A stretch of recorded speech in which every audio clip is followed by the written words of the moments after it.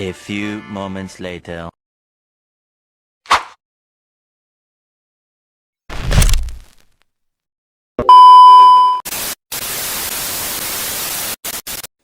Teori kognitif.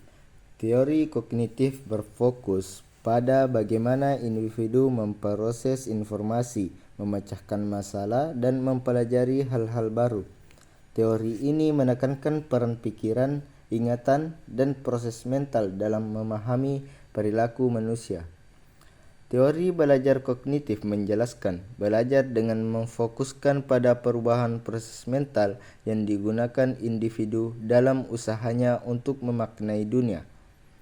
Dalam perspektif kognitif, belajar berarti perubahan dalam struktur mental seseorang yang menyediakan kapasitas untuk mendemonstrasikan perilaku-perilaku yang berbeda.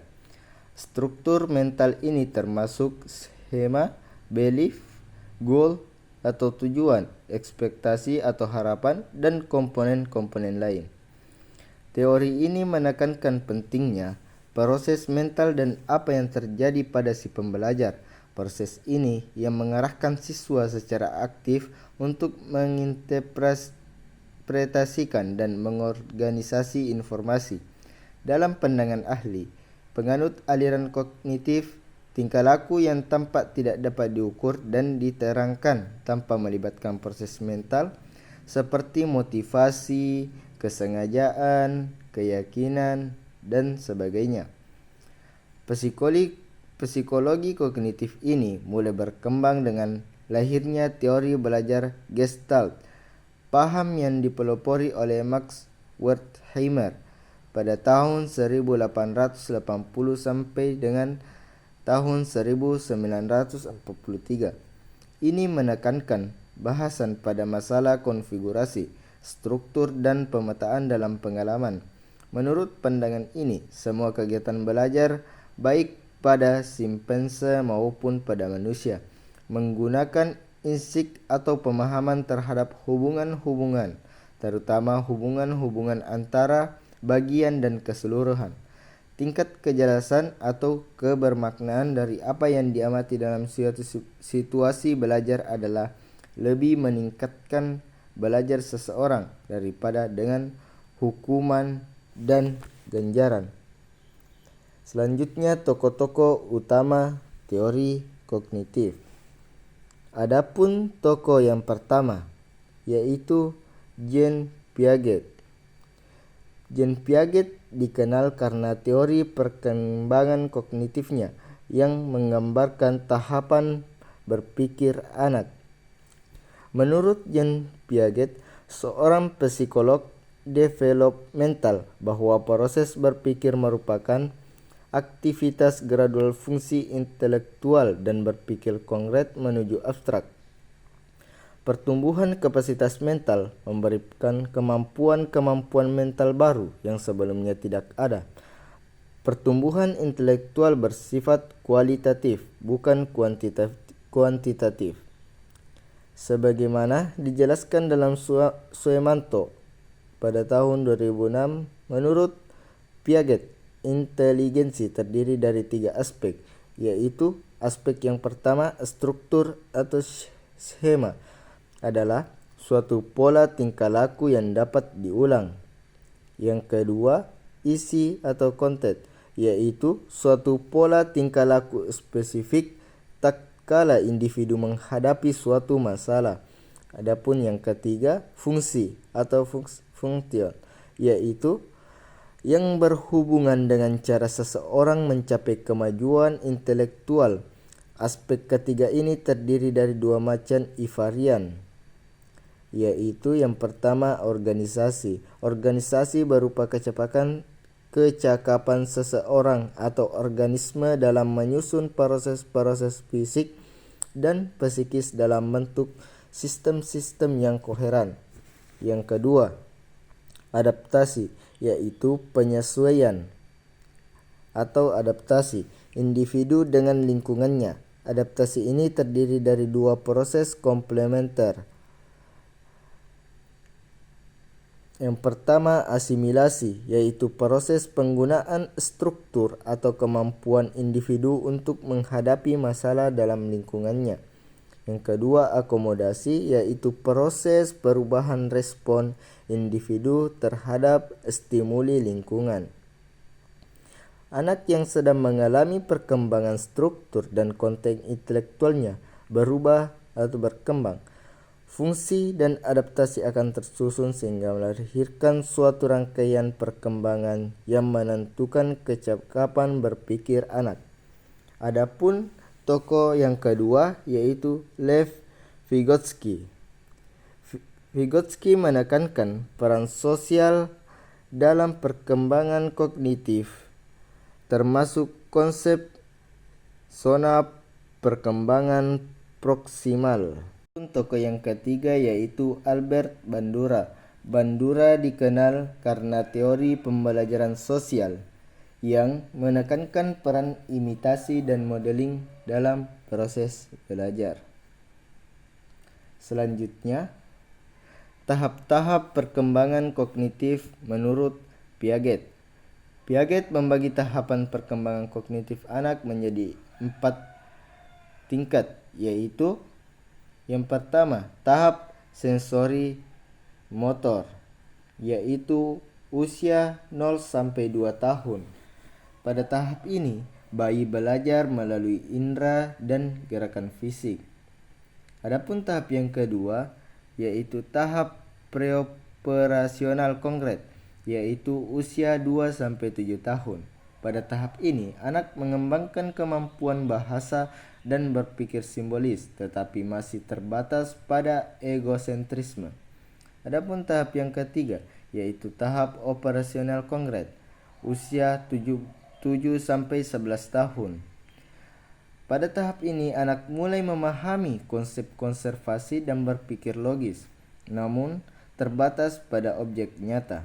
Adapun tahap yang terakhir, yaitu tahap operasional formal, usia 11 tahun ke atas. Pada tahap ini, anak dapat berpikir abstrak, hipotesis, dan logis tentang konsep-konsep abstrak. Piaget merupakan salah satu pioner konstruktivis. Ia berpendapat bahwa anak membangun sendiri pengetahuannya dari pengalamannya sendiri dalam lingkungan.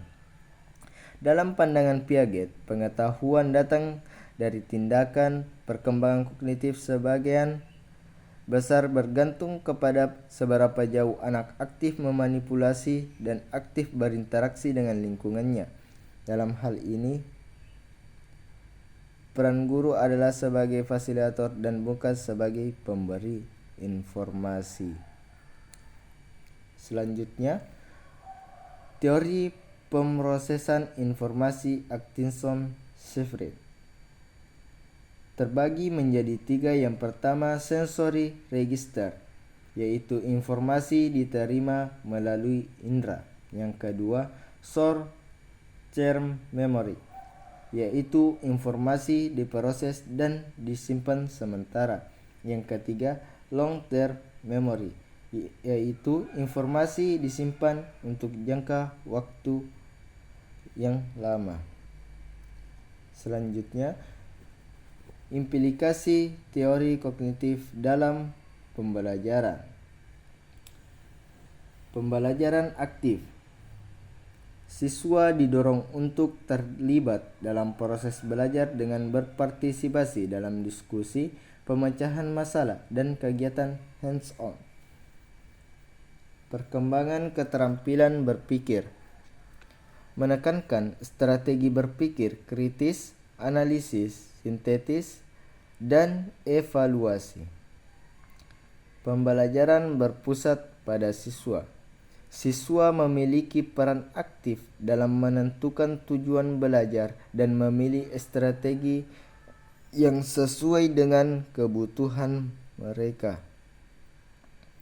Baik, selanjutnya kita akan bahas peran guru dalam pendekatan kognitif. Adapun peran guru yang pertama yaitu fasilitator. yaitu guru menyediakan lingkungan belajar yang mendukung dan mendorong siswa untuk berpikir kritis dan kreatif. Adapun peran guru yang kedua yaitu sebagai pemandu. Guru membantu siswa dalam membangun pemahaman mereka, mengembangkan strategi belajar yang efektif dan memecahkan masalah. Peran guru yang terakhir adalah penilai. Guru menilai kemajuan belajar siswa dan memberikan umpan balik yang konstruktif untuk membantu mereka tumbuh.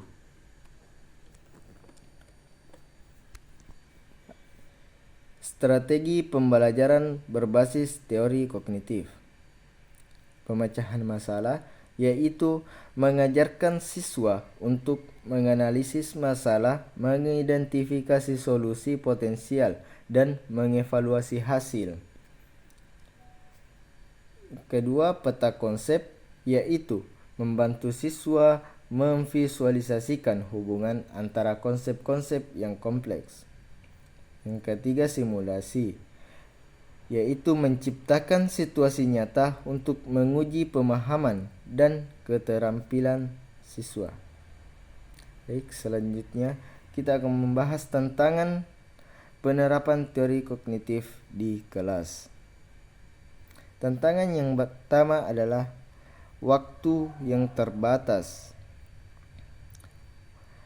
Membutuhkan waktu untuk menerapkan strategi pembelajaran yang rumit dan berorientasi pada siswa.